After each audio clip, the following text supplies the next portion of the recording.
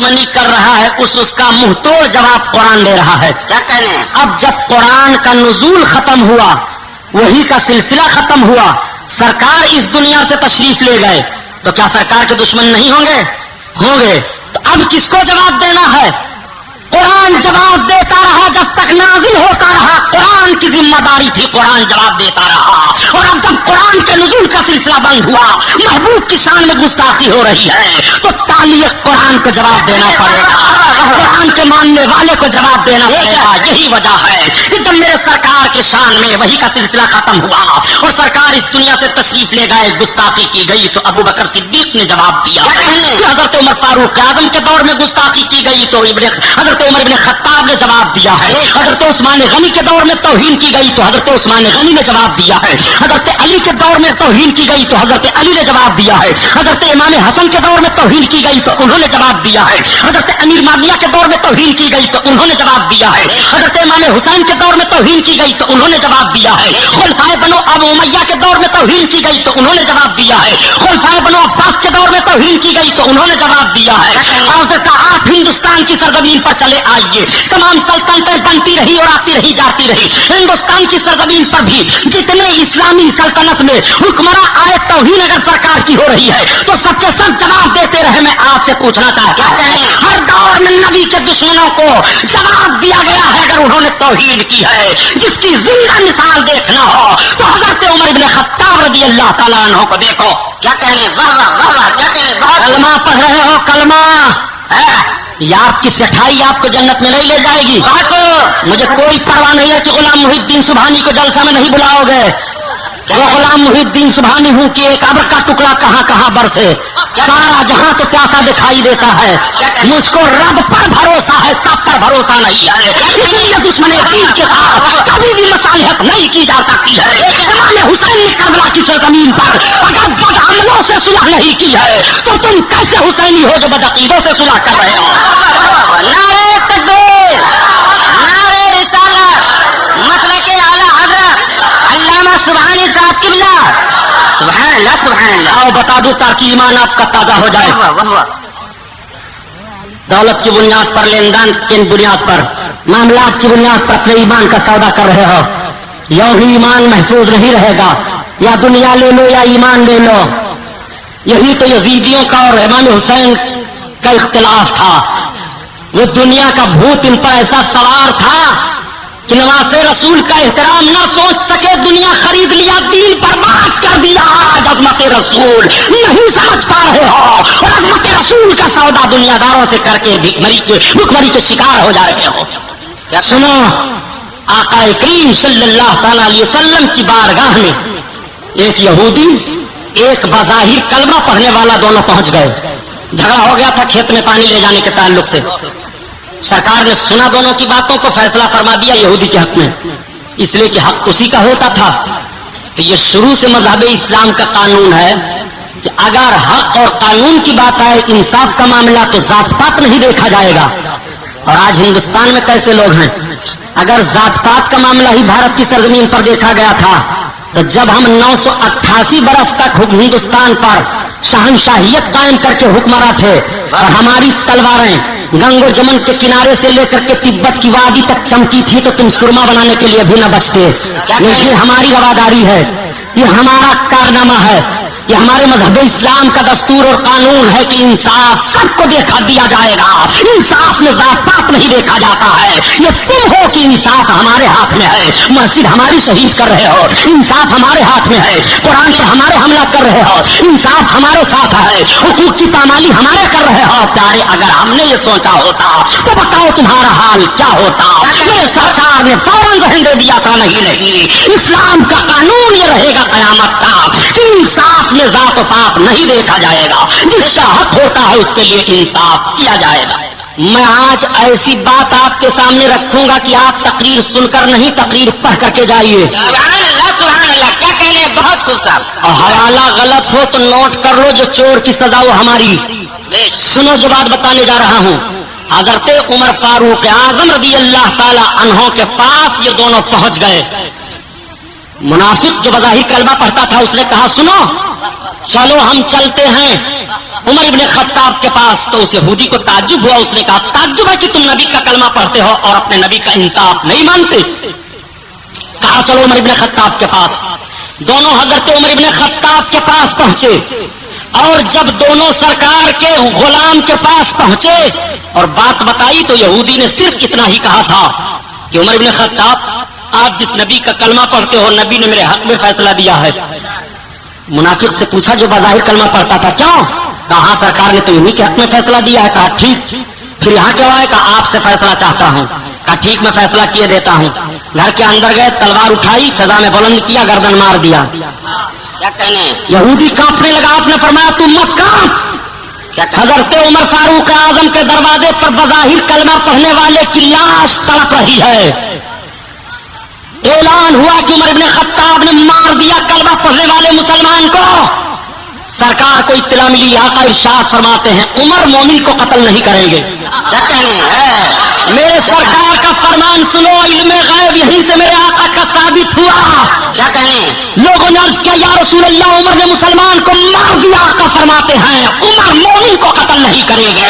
जब सरकार हजरत उमर के घर पहुंचे जायजा लेने के लिए तो मेरे आका पर वही नाजिल हो गई। रब ने कुरान नाजिल फरमा दिया महबूब जो तुम्हारा फैसला न माने वो मोमिन है ही नहीं। क्या कहने? बहुत छोटा। अब देखिए आप जरा फैसला लीजिए। सरकार के फैसले का इनकार कर दिया था, माना नहीं, तो उसकी गर्दन हजरत उमर फारूक आजम ने मार दी और कुरान ने ऐलान कर दिया कि जो नबी का फैसला ना माने वो मोमिन नहीं है। अब आप अपने दिल में गौर करके देखिए कि नबी का फैसला है, नबी फरमाते हैं, बहुत ध्यान से इस बात को सुनिएगा, आकाए करीम सल्लल्लाहु अलैहि वसल्लम का फैसला ना माने मोमिन नहीं है। क्या कहने? बहुत खूब। अब आप जब रात में सो तो सोचो कि कितने सरकार के फरमानों को आप नहीं मान रहे हो और दावा करते हो हम मोमिन हैं। कितने फरमानों को आपने झुठलाया। सुनो कितने फरमानों को आप झुठला रहे हो। ये मुस्लिम शरीफ की हदीस है। आकाए करीम सल्लल्लाहु अलैहि वसल्लम इरशाद फरमाते हैं इय्याकुम व इय्याहुम वला यदुल्लूनकुम वला यक्तुलूनकुम वला तुआकिलुहुम वला तुशारिबुहुम वला तल्लुमाहुम वला सल्लु अलैहिम वला तुजालसुहुम वला तुनाकिहुहुम। इस हदीस का तर्जुमा सुनो, हदीस शरीफ को सुनो। इय्याकुम व इय्याहुम ये मुस्लिम शरीफ में सरकार की हदीस है और मुस्लिम शरीफ किताब बुखारी शरीफ से भी बाज वजूह में मुहद्दिसीन फरमाते हैं कि अफजल है। वो मुस्लिम शरीफ है, उसमें सरकार की हदीस है जिसको कोई इनकार नहीं कर सकता, न कोई देवबंदी, न कोई गैर मुकल्लिद, न कोई नहीं इनकार कर सकता है कि ये नबी का फरमान नहीं है। मुस्लिम शरीफ में है, आका फरमाते हो इय्याकुम व इय्याहुम वला यदुल्लूनकुम वला यफ्तनूनकुम, बद अकीदों से दूर रहो, उनको अपने से दूर रखो, ऐसा ना हो वो तुमको गुमराह कर दे और फितनों में डाल दे। क्या कहने? जरा गौर फरमाइए मौलाना लियाकत साहब, फितनों में डाल दे। ये फितने में तो डाल ही देते हैं इनके करीब जब होते हो। सरकार फरमाते हैं इनसे दूर रहो, इनको अपने से दूर रखो, ऐसा ना हो ये तुम्हें गुमराह कर दे और फितनों में डाल दे। और क्या का फरमाते हैं वला सल्लू माहुम, उनके साथ नमाज ना पढ़ो। क्या कहने? तो क्या कोई हिंदू नमाज पढ़ता है जिसके साथ नमाज पढ़ने के लिए नबी ने मना फरमाया है? पता ये चला कि कुछ बदअकीदा होंगे जो नमाज पढ़ेंगे मगर अकीदा उनका सही नहीं होगा। नबी रोक रहे हैं वला सल्लू माहुम, उनके साथ नमाज ना पढ़ना। मैं उन लोगों से पूछता हूं जो बड़ा सादा ज़हन रखते हैं, नमाज चाहे जिसके पीछे पढ़ने नमाज है तो है माज़अल्लाह रब्बिल आलमीन, चाहे जिसके पीछे कैसे नमाज पढ़ लोगे, चाहे जिसके पीछे नमाज पढ़ने के लिए इमाम हुसैन ने अपने जवान बेटे को मैदान करबला में कुर्बान किया था, चाहे जैसे कि पीछे कैसे नमाज पढ़ लोगे, नबी मना फरमाते हैं वला सल्लू माहुम, बदअकीदा लोगों के साथ नमाज ना पढ़ो, वला सल्लू अलैहिम, और बदअकीदा लोगों पर नमाजे जनाजा ना पढ़ो। कब्रिस्तान में सेठ जी जा रहे हैं। कहाँ जा रहे हो? हजरत सलाम अलैकुम जा रहा हूँ, जरा एक सेठ मर गया है उसको मट्टी देने माज़अल्लाह रब्बिल आलमीन। गौर करो नबी के फरमान पर, ये सरकार फरमा रहे हैं, सरकार ये किसी मौलवी का जुमला नहीं है कि जो आप कह दो कि मौलवी साहब ऐसे हैं, मौलवी साहब ऐसे हैं, फला साहब ऐसे हैं। यही इसलिए खरी खरी बातें अर्ज कर रहा हो प्यारे, न तुम सदमे हमें देते, न यूं फरियाद हम करते, न खुलते राधे सरबस्ता, न यूं रुसवाइयां होती। सुनो नबी का फरमान, मेरे आका फरमाते हैं बला सल्लू माहुम, और बदअकीदा लोगों पर नमाज़े जनाजा न पढ़ो।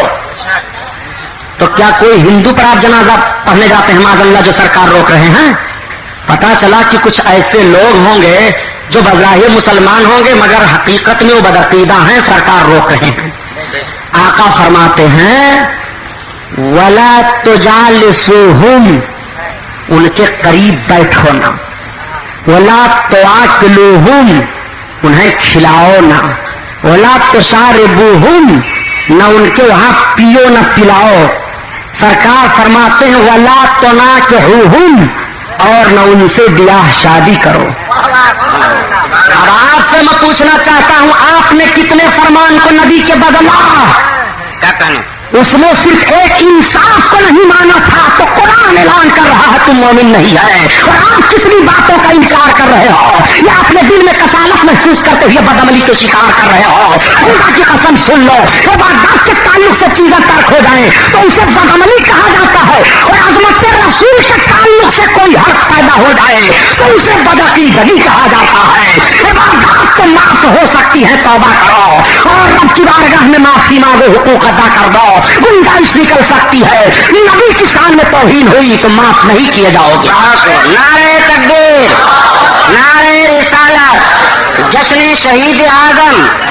ताज्जुब है, सेठ जी बैठे हैं। अरे सेठ साहब, आपके सुबहानी साहब तकरीर करने आए थे तो वो कह रहे थे कि रसूलुल्लाह को इल्म गैब है। अब आप क्या कह रहे हैं? आपका ये अकीदा है कि रसूल को इल्म गैब नहीं है? हरामखोर, ऐसी की जबान काट ली जाती बदमाश की फारूकी दौर में। कहते ये तुझे शर्म नहीं आती है? दज्जाल बता सहाबा की जिंदगी को कि जिस सहाबी ने भी कलमा पढ़ लिया, क्या नबी की जात पर कभी किसी तरह का कोई इतराज किया?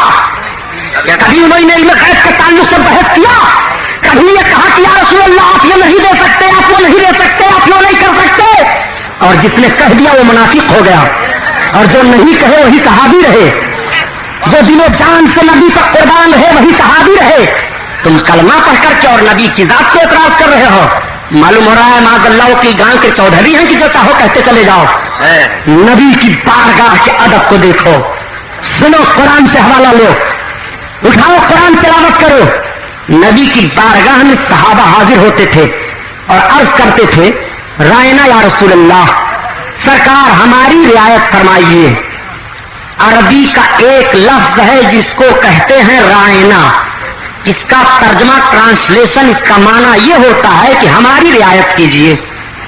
तो मुसलमान जब सरकार की बारगाह में जाते, कुछ मेरे आका इरशाद फरमाते, अगर उनकी समझ में बात ना आती या ना सुन पाते सरकार की बात को, तो अर्ज करते थे रायना या रसूलल्लाह, सरकार रियायत फरमाइए, फिर दोबारा फरमा दीजिए।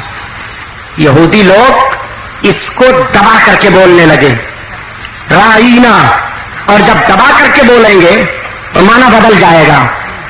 मुसलमान तो मतलब लेते थे कि हमारी रियायत कीजिए, और ये मतलब ले लगे हमारे चरवाहा, और आपस में माज़अल्लाह ये कह करके हंसते थे। कोई यहूदी किसी दूसरे को देखता तो कहता ए फला राइना, ए फला राइना।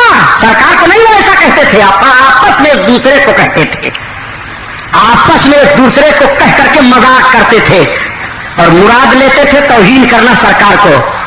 सहाबियों ने सुना, आका की बारगाह में शिकायत अर्ज की, या रसूलल्लाह ये सब इस तरह से कह रहे हैं।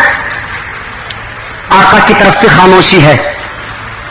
मेरे आका सल्लल्लाहु अलैहि वसल्लम का अदब देखो, सहाबी नहीं तौहीन का लफ्ज कह रहे हैं, काफिर कह रहे हैं जिनका इस्लाम से कोई ताल्लुक नहीं। रब ताला ने कुरान की आयत नाजिल फरमा दी, ला तक़ूलू राइना वक़ूलू ज़ुरना। सुभान अल्लाह। ए ईमान वालो सुनो, महबूब की बारगाह में अब राइना ना कहो, उन्जुरना कहो। सुभान अल्लाह, सुभान अल्लाह। क्यों राइना ना कहो कि जब तुम राइना कहते हो तो ये भी राइना कह करके आपस में हंसा करते हैं, अब तुम राइना कहना छोड़ दो, ये राइना कहेंगे तो इन्हें सजा मिलेगी। तुम नबी की बारगाह में उन्जुरना कहा करो, कुछ अर्ज करना हो तुम अर्ज किया करो, या रसूल اللہ ہماری طرف نظر کیجیے، یا رسول اللہ ہماری طرف توجہ فرمائیے، یا رسول اللہ ہم پر نظر کرم کیجیے۔ اے ایمان والو، تم اب نبی کی بارگاہ میں رائنا نہ کہنا، بلکہ جب اپنی حاجت پیش کرنا تو انظرنا کے لفظ سے پیش کرنا۔ پابندی ایمان والوں کو لگا دی گئی۔ سوال ایک پیدا ہوتا ہے کہ گستاخی تو کافر کر رہے تھے، کافروں کو پابندی لگائی جاتی، مگر مومنوں پر پابندی لگائی جا رہی ہے، تو وہ تو گستاخ مردود ہیں ہی، بے لگام ہو تو جو کچھ چاہیں گے بکیں گے کہیں گے، ان کے لیے سزا تو متعین ہی ہے۔ مطلب یہ ہے میرے مومن بندو، تم نہ کبھی شیطان کے اس مسئلے میں آ جانا اور تمہاری زبان سے نکل جائے وہ تو کافر ہیں، ان کے لیے تو دردناک عذاب ہے، عذاب دیا جائے گا ان کو۔ میں آپ سے پوچھنا چاہتا ہوں، کیا صحابہ نے یہ کہا تھا کہ یا رسول اللہ ہم کو کیوں روکا جا رہا ہے، ہم تو رائنا سے مراد توحید لیتے نہیں؟ آپ غور کرو، رائنا اور انظرنا یہ دونوں لفظ ہیں۔ ایک آدمی کل کاغذ میں لکھے کہ کیا فرماتے ہیں علماء دیوبند کی نبی کو رائنا کہنا جائز ہے کہ نہیں اور انظرنا کہنا جائز ہے کہ نہیں، اور دونوں لفظ کا لغوی اور اصطلاحی معنی کیا ہے؟ میں کہتا ہوں خدا کی قسم، اگر صحیح دیوبندی مولوی نے بتا دیا تو یہیں پر دیوبندیوں کے عقیدے کا جنازہ نکل جاتا ہے۔ کیا کہنے، بہت خوب بہت خوب۔ تم کیسے سرکار کو کہہ گئے کہ محمد مر کر کے مٹی میں ملنے والے ہیں؟ تم کیسے اپنی زبان سے کہہ جاتے ہو کہ ان کو علم غیب کہاں معلوم تھا؟ خدا کی قسم، جس کی زبان سے یہ لفظ سن لو وہ کہے کہ محمد کو کہاں علم غیب معلوم تھا، وہ منافق ہے، حرام خور ہے، جہنمی ہے، اس کا کوئی تعلق جنت سے نہیں ہے۔ بے شک، کیا کہنے، بہت خوب، واہ واہ۔ جب رب کو یہ منظور نہیں ہے کہ میری بارگاہ میں کوئی میرے محبوب کو رائنا کہے تو یہ گستاخیاں کیسے رب برداشت فرمائے گا؟ نہیں، رب تعالیٰ سزا دے گا، سزا۔ اور سنو پیارے، رب کی توحید کوئی کرتا ہے تو رب رحیم ہے، کریم ہے، رب ڈھیل دے دیتا ہے، چھوڑ دیتا ہے، لیکن رب کے محبوب کی جب توہین ہوتی ہے تو محبوب کی توہین کرنے والا چھوڑا نہیں جاتا۔ بتاؤں کیسے؟ نمرود نے 1700 برس خدائی کا دعویٰ کیے ہوئے بیٹھا رہا، مگر ڈھیل اس کو دی گئی تھی، جیسے اسی نمرود نے اللہ کے پیغمبر، اللہ کے محبوب حضرت ابراہیم سے بغاوت کی، اللہ نے لالے مچھر سے اس کو مروا دیا۔ یہی فرعون ہے، خدا بن بیٹھا تھا، لیکن جیسے حضرت موسیٰ اللہ کے محبوب پیغمبر سے بغاوت کی اور توہین کی، اللہ تعالیٰ نے فوراً گرفت میں لے لیا۔ بے شک بے شک، محبوب کا گستاخ چھوڑا نہیں جاتا ہے۔ کیا کہنے، آپ ذرا ان باتوں پر غور کر کے اپنے ایمان و عقیدہ کا فیصلہ کیجئے اور حوالہ لیجئے، درود پاک پڑھیے۔ سیدنا مولانا محمد المعدن الجود والکرم وعلی آلہ وبارک وسلم، صلاۃ و سلام علیک یا رسول اللہ صلی اللہ تعالی علیہ وسلم۔ سرکار تشریف فرما ہے، آپ کے شہزادے علی وقار کا وصال شریف ہو گیا۔ سرکار کے شہزادے کا وصال ہونا تھا کہ میرے آقا کی آنکھیں بھیگ جاتی ہیں۔ ایک خاتون حاضر ہوئی، عرض کرتی ہے یا رسول اللہ آپ بھی روتے ہیں؟ سرکار فرماتے ہیں میں بھی تو بشر ہوں۔ آقا کے شہزادے کا وصال ہوا، بشری تقاضے کے مطابق محبت جوش مارتی ہے، سرکار کے آنکھوں سے آنسو نکل آئے۔ آقا کریم بیٹھے ہوئے ہیں، تب تک ایک دشمن سرکار کا آ گیا، اس کا نام ہے عاص ابن وائل۔ وہ پہنچا، اس نے کہا محمد؟ کہا ہاں۔ تو تمہارے اوپر تو بہت بڑی مصیبت آ گئی؟ سرکار نے فرمایا نہیں۔ کہا تم تو نسل بریدہ ہو گئے، معاذ اللہ، ابتر ہو گئے۔ سرکار نے دیکھا آقا کو تکلیف ہو گئی۔ آج اگر کوئی کسی کے پاس اولاد نہ ہو اور وہ کہہ دے کہ تم نسل بریدہ ہو تو تکلیف ہو جاتی ہے، انسان کی یہ فطرت ہے۔ ہمارے گونڈا اور بستی کی زبان میں اس کو کہتے ہیں نربنسیہا۔ کسی آدمی کو کہہ دو نربنسیہا تو وہ برداشت کر پائے گا؟ حالانکہ اس کی اولادیں نہیں ہیں، مگر اس کی توہین ہو گئی، وہ برداشت نہیں کرتا رہا ہے۔ میرے سرکار کو اس مردود نے اب تک کہا محمد تمہاری نسل تو ختم ہو گئی، معاذ اللہ۔ میرے آقا کو تکلیف ہو گئی، سرکار تشریف فرما ہے۔ تب تک اللہ تعالیٰ نے حضرت جبریل علیہ السلام کو پوری سورہ کوثر دے کر نازل فرما دیا، انا اعطیناک الکوثر فصل لربک وانحر ان شانئک هو الابتر۔ اللہ ارشاد فرماتا ہے اے محبوب تمہارا ایک شہزادہ کیا گیا ہے، غم نہ کرو، ہم نے تو تمہیں بے شمار خوبیاں عطا فرمائی ہے۔ سبحان اللہ سبحان اللہ سبحان اللہ۔ اور دولت کے جانے پر غم نہ کرو، انا اعطیناک الکوثر، ہم نے تمہیں بے बेशुमार खूबियां अता फरमाई हैं। इसी बुनियाद पर हम कहते हैं प्यारे कि जब रब अपने महबूब की खूबियों को शुमार में नहीं ला रहा है तो तुम कौन शुमार में लाने वाले होते हो? रब फरमाता है महबूब मैंने बेशुमार खूबियां अता फरमाई है, रब शुमार नहीं दे रहा है, तुम गिनती करने वाले कौन होते हो? इसीलिए तो आला हजरत अज़ीमुल बरकत फरमाते हैं कि तुम नबी के जिक्र को मिटाना चाहता है, नहीं मिटेगा। नबी का तज़किरा नहीं मिटेगा, नबी का नाम नहीं मिटेगा, नबी का काम नहीं मिटेगा, नबी की तहरीक नहीं मिटेगी। खुदा की कसम हर आने वाले दिन में ज्यादा से ज्यादा आका की तारीफें होती रहेंगी।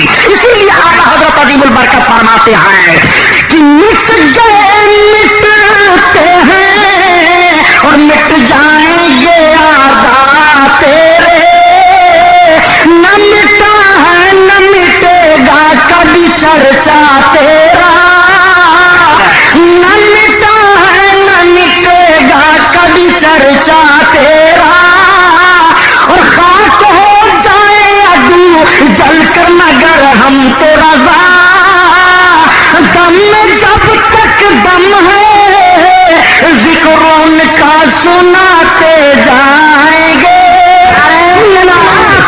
कल कौसर महबूब हमने तुम्हें बेशुमार खूबियां अता फरमाई।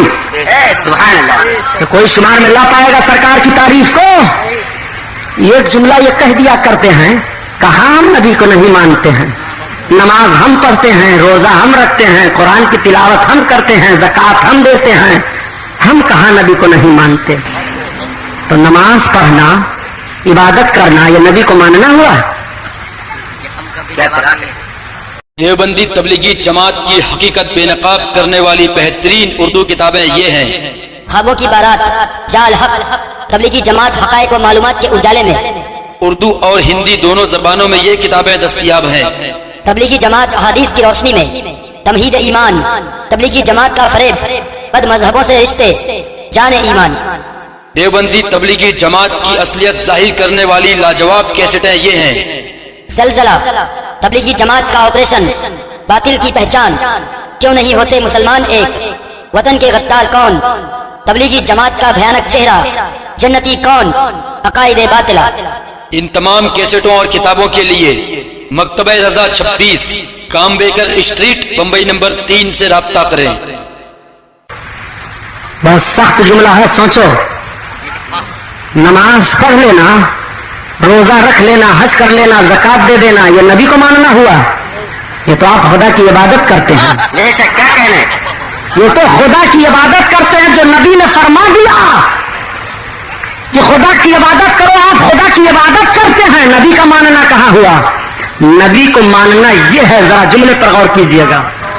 सारे सहाबा नमाज पढ़ रहे हैं, रब का हुक्म है, सरकार ने सुना दिया, नमाज पढ़ो, सब पढ़ रहे हैं, रोजा रखो, सब रख रहे हैं, ज़कात दो, जिन पर ज़कात फर्ज है वो दे रहे हैं, हज करो, जिन पर हज फर्ज है वो हज कर रहे हैं। लेकिन मेरे सरकार मदीना तैयबा में उजू फरमा रहे हैं। सुभान अल्लाह। सरकार उजू फरमा रहे हैं। उर्वा इब्ने मसूद एक सहाबी हैं जो पहले ईमान नहीं लाए थे, बाद में ईमान लाए हैं। मक्का के काफिरों ने भेजा उर्वा को कि उर्वा जाओ देखो मदीना में मोहम्मद के मानने वालों की तादाद कितनी हो गई है और उनका हाल क्या है। तो हजरत उर्वा इब्ने मसूद फरमाते हैं कि जब मैं आया मदीना में तो मोहम्मद वुजू कर रहे थे।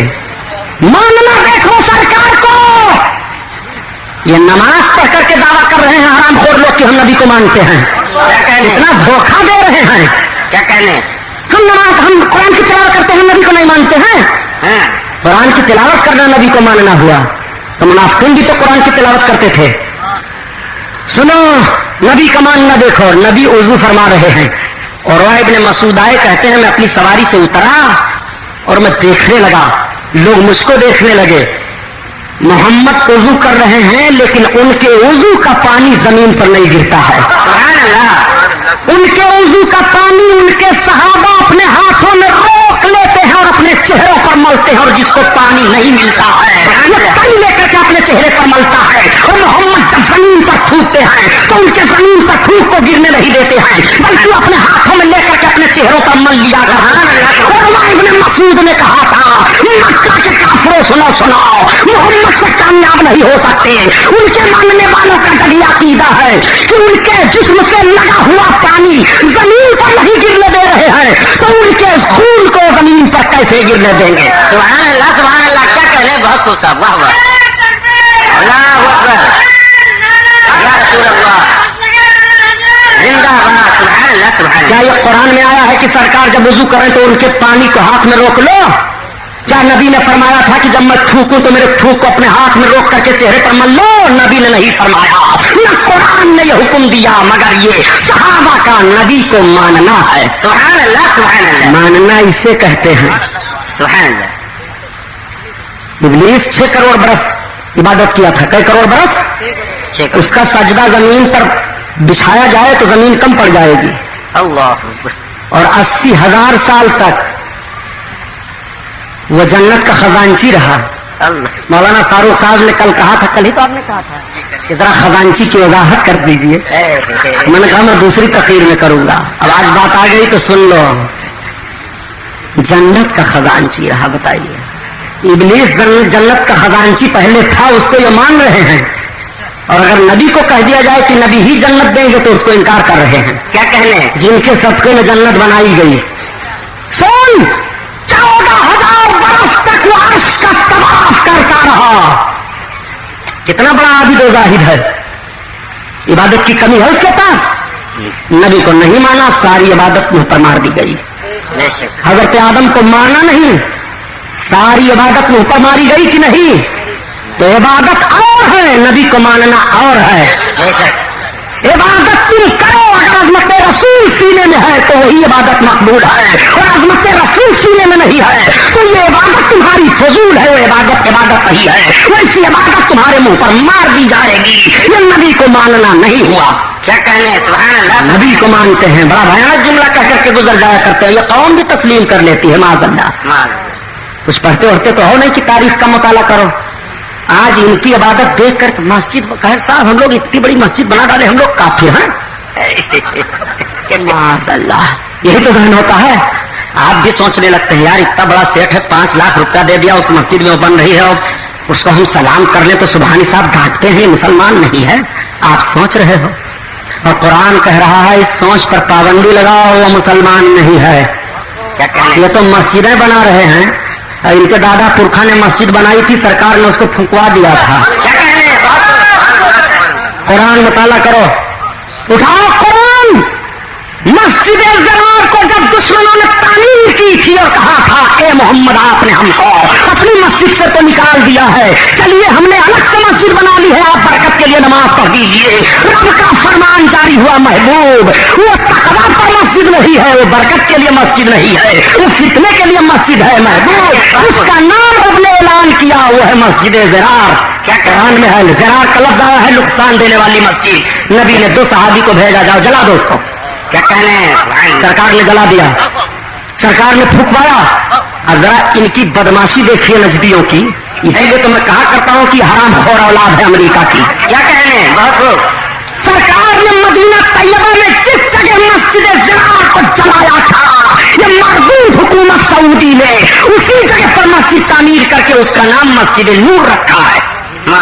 पूछो हाजी लोग से, जाए जियारत करने जाते हैं मस्जिद नूर देखने के लिए। एक आदमी ने हमसे कहा मरदूद कहीं का, उसको हम देखने जाएंगे जिस जगह पर सरकार ने जलवा दिया था मस्जिद को? तुमको किसने हक दिया कि वहां मस्जिद बनाओ? अब रहा का लश्कर जहां हिलाक हुआ था, वहां किसी हाजी को ठहरने की इजाजत नहीं है। मैं पूछना चाहता हूं मरदूद, जो काबतुल्लाह को गिराने आ रहा था उसका लश्कर जहां हिलाक हुआ, वहां ठहरने की इजाजत नहीं दी जा रही है। और जो रसूलुल्लाह के बागी थे, रसूलुल्लाह के दुश्मन थे, और रसूल ने जिस मस्जिद को जलवा दिया था, वहां तुझको किसने इजाजत दे दी है कि तुम मस्जिद तामीर करें? क्या कहने? काबतुल्लाह का दुश्मन मारा जाए तो वहां ठहरने की इजाजत नहीं है, और रसूलुल्लाह का दुश्मन मारा जाए तो वहां ठहरने की इजाजत दे रहे हो, वहां नमाज पढ़ा रहे हो। मीठा मीठा थू, कड़ुआ कड़ुआ गप। न तुम सदमे हमें देते, नहीं फरियाद हम करते, न खुलते राजे सर बस्ता, नहीं रुसवाइयां होती। खुरला के मुसलमानों याद कर लो, सरकार ही हर मकाम और मोड़ पर काम आने वाले हैं। اپنے نبی کی توہین کیسے برداشت کرتے ہو؟ خدا کی قسم آج موت آ جائے سو جاؤ تو ساری جائیداد تمہاری آنے والی نسل قبضہ کر لے گی، تمہاری قبر کی مٹی بہ جائے گی، کوئی بچانے کے لیے نہیں جائے گا، مگر قبر میں کام آ رہے ہیں تو رسول اللہ آ رہے ہیں، کبھی کی مصیبت سے نجات دلا رہے ہیں تو نبی دلا رہے ہیں، تم قبر میں تنہا لٹائے گئے ہو، کوئی مونس نہیں ہے، کوئی غمخوار نہیں ہے، کوئی بچانے والا نہیں ہے، اللہ کے فرشتے حاضر ہیں اور سوال کر رہے ہیں، سوال کا جواب دے رہے ہو، خدا کی قسم دونوں سوالوں کا جواب دے دو گے، تیسرے کا جواب دو گے تب تم کامیاب ہو گئے۔ وہ تیسرا تمہاری قبر میں کون ہوگا؟ وہ کس کی جلوہ نمائی ہوگی؟ وہ کس کے جلووں کی تابانی ہوگی؟ وہ کس کے جلووں کی روشنی ہوگی؟ تو آپ ذرا سمجھو عقیدے اور ایمان کی روشنی میں کہ مرد مومن جب قبر میں رکھا جاتا ہے تو قبر میں اس کے آقا کا جلوہ دکھائی دیتا ہے، وہ اپنے نبی کے جلوے کا نظارہ کرتا ہے۔ اعلیٰ حضرت عظیم البرکت اسی لیے فرماتے ہیں کہ قبر میں لہرائیں گے حشر چشمے نور کے، جلوہ فرما ہوگی جب طلعت رسول اللہ کی، جلوہ فرما ہوگی جب طلعت رسول اللہ کی۔ اس نبی کا کلمہ پڑھ رہے ہو جو ایسی عظمتوں کے مالک ہے خدا کی عطا سے، جن کا نام لے لو تو بیڑا پار ہو جائے۔ ڈاکٹر اقبال نے کیسا ذہن دیا تھا کہ قوت عشق سے ہر پست کو بالا کر دے اور دہر میں اس میں محمد سے اجالا کر دے۔ آپ ذرا عقیدے کی روشنی میں سمجھو یہ محرم کا واقعہ کیوں دہرایا جاتا ہے۔ بہت کھل کر کے میں کرلا والوں آپ کے سامنے بیان دے دیتا ہوں، علماء بیٹھے ہیں، سب عالموں کی جماعت ہے، ان سے فتویٰ پوچھو کیا یزید اور یزیدیوں نے کربلا کے میدان میں سرکار کے شان میں توہین کی تھی؟ نہ۔ قرآن کا انکار کیا تھا؟ نہیں۔ رسول اللہ کا انکار کیا تھا؟ نہیں۔ کلمہ پڑھنا چھوڑا تھا؟ نہیں۔ نماز بھی وہ کربلا میں پڑھ رہے تھے، اذان بھی دے رہے تھے۔ پھر امام حسین نے جنگ کیوں کی؟ جب وہ نماز پڑھ رہے ہیں، قرآن کی تلاوت کر رہے ہیں، اس میں حافظ قرآن ہیں، عمرو ابن سعد، حضرت سعد کا لڑکا جو حضرت سعد رضی اللہ تعالیٰ عنہ عشرہ مبشرہ کے صحابی ہیں، جنہوں نے کوفہ کو بسایا ہے، جن کے تعلق سے اللہ کے حبیب ارشاد فرماتے ہیں کہ سعد میرے ماں باپ تم پر قربان، تم تیر چلاؤ، انہیں کا لڑکا عمرو ہے کربلا کے میدان میں۔ یہ سب بڑے بڑے لوگ ہیں، اگر امام حسین رضی اللہ تعالیٰ عنہ کے خون سے اپنے ہاتھوں کو رنگ نہ کیے ہوتے تو یہ بڑے بڑے تابعی کہلاتے، ان کا نام ادب و احترام سے لیا جاتا۔ لیکن آپ سے میں پوچھنا چاہتا ہوں پھر امام حسین کی جنگ کیا ہوئی تھی؟ جس یزید کو یہ لوگ امیر المومنین مان رہے تھے، اس یزید پر یہ بات تھی کہ وہ کبھی نماز پڑھتا ہے کبھی چھوڑ دیتا ہے۔ بہت غور سے سنیے گا، اس یزید کے تعلق سے تھا کہ وہ سیر و شکار کا خوگر ہے، یعنی اس کی عادت پڑ گئی ہے، سیر کرتا ہے، شکار کھیلتا ہے۔